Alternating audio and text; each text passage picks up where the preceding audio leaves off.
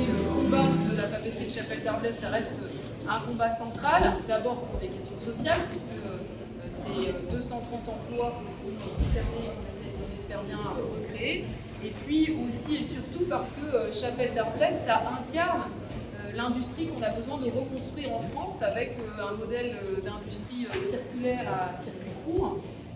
Je rappelle que la France aujourd'hui, depuis que Chapelle Darblay a arrêté son activité, elle est obligée d'exporter 2 tiers de ses papiers usagés pour les faire recycler à l'étranger et ensuite de les réimporter. Donc on voit bien qu'en émissions de gaz à effet de serre, c'est totalement absurde.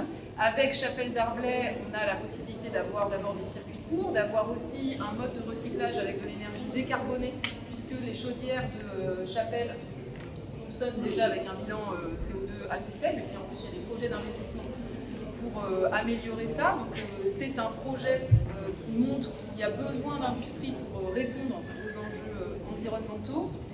Et puis si je suis contente d'être là ce soir et je remercie vraiment Marianne Berlafitte pour son film, c'est parce que on a un des slogans dans la lutte syndicale, c'est ce n'est qu'un début, continuons le combat.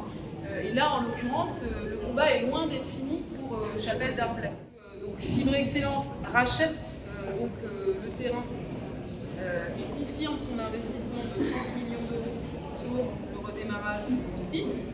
Mais on a un projet qui nécessite 270 millions d'euros d'investissement, donc il nous reste encore un énorme travail à faire pour réunir l'argent nécessaire, sachant qu'il faut 70 millions d'euros pour enclencher le projet.